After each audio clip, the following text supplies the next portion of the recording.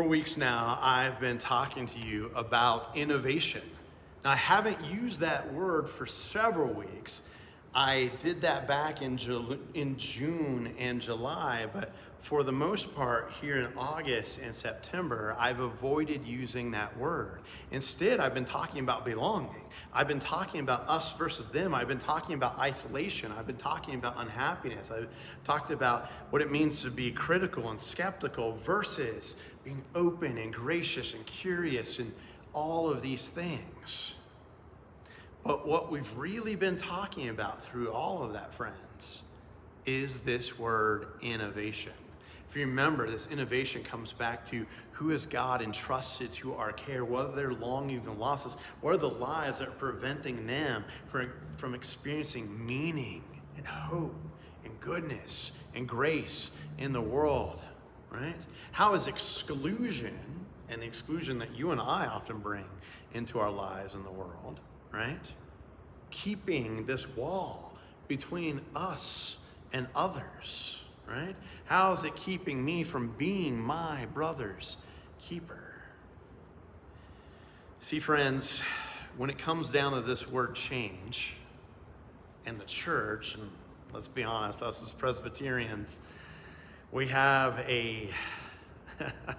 we have that whole thing about us, why we're called the frozen chosen, right? We're not known for being about change and transformation and innovation. And yet, when we get into being open to others or closed off to others, that's precisely what we're talking about. Will you and I unfreeze? Will you and I be malleable? Will you and I embrace metamorphosis, transformation, becoming, and belonging? Because, friends, I am convinced that it is in that word belonging that we become precisely who God has designed us, called us, created us, predestined us to be. It's in the belonging.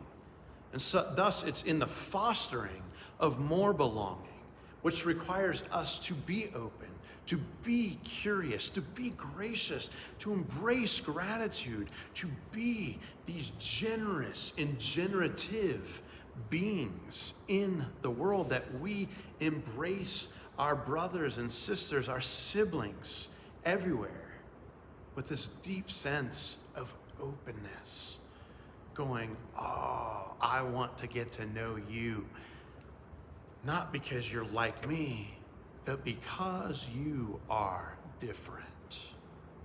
Because we're not exactly the same. It's in the texture, it's in the complexity, it's in the diversity that the world is declared good.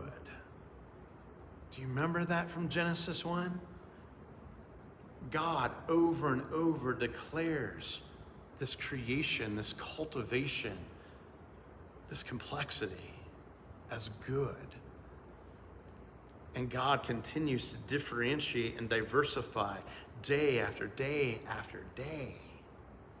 That's where the goodness is found. It's in the change making. It's in the metamorphosis.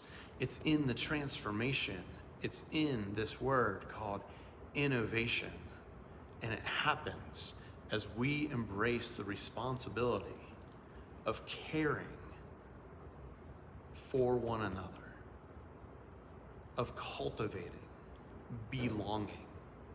How will you cultivate such belonging in your life this week? How will we as a church cultivate belonging and inclusion, openness and curiosity, grace, gratitude, and generosity in and among us?